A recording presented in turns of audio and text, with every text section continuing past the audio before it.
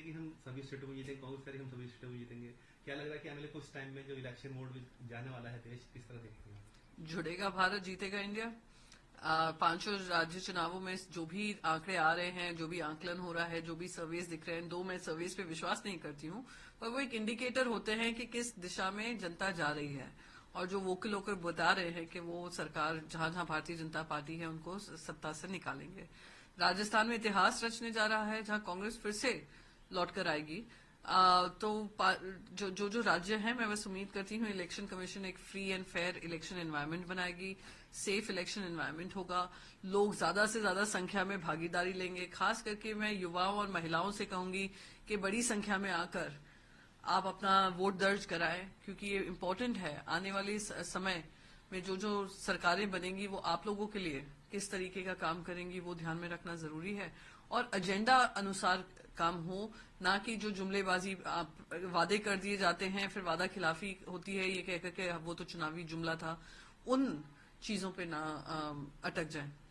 मेरे को आम आदमी पार्टी वही कह रही है कि वो 3 स्टेट में पूरे फुल फ्लैश तरीके से सिंगल होकर चुनाव लड़ेंगे। ये क्वेश्चन खड़े हो रहे हैं उनके ऊपर कि आम आदमी पार्टी इस तरह की बात बोल रही है, क्या वो वाकई में इतने स्टैंडफुल है कि 3 राज्यों में अकेले दम पर चुनाव लड़ पाए, या फिर ये उसकी स्ट्रेटेजी है? देखिए, वो गोवा में भी लड़ चुके हैं, वो पहले महाराष्ट्र में भी लड़े थे, उत्तर प्रदेश में लड़ चुके हैं, पर ये चुनाव जो है वो दो साइड्स का है। तेलंगाना में बीआरएस और कांग्रेस है और बाकी सब जगह कांग्रेस और भाजपा है। तो बहुत स्पष्ट लड़ाई है, कोई थर्ड एंगल नहीं है इसमें काम आएगा। तेलंगाना में जो थर्ड पहिया बना हुआ था बीजेपी, वो भी हार की कगार पे है, साइडलाइन पे हो जाएगा। तो ये जो लड़ाई में कौन विजयी होगा वो वहां की जनता तय करेगी।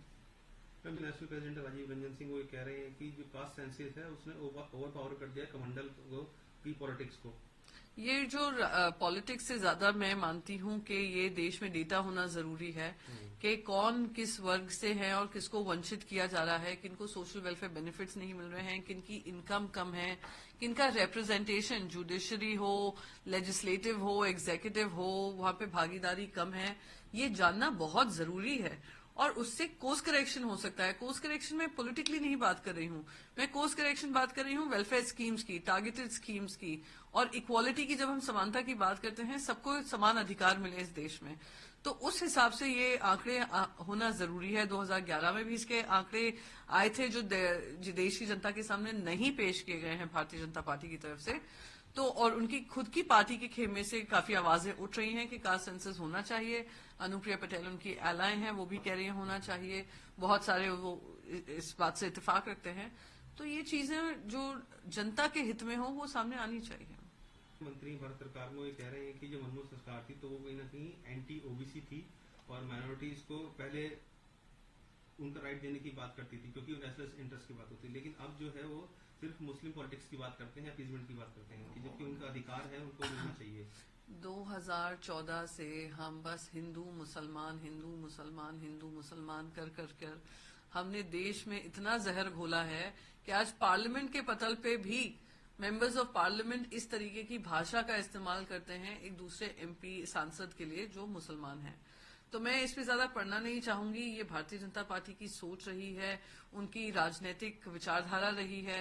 राजनीति से प्रेरित होकर इन्होंने ध्रुवीकरण वाली राजनीति फैलाई है, आपस में लोगों को भिड़ाया है। तो जो गंदगी जो दिमाग की होती है उसको सफाई तो कोई। नमस्कार, मैं हूं मानक गुप्ता। अगर आपको हमारा ये वीडियो पसंद आया हो तो इसे लाइक और शेयर जरूर करें, और हाँ, हमें सब्सक्राइब और फॉलो करना ना भूलें ताकि आप देश और दुनिया की कोई खबर मिस ना करें। तो जुड़े रहिए हमारे साथ और देखते रहिए न्यूज़ 24।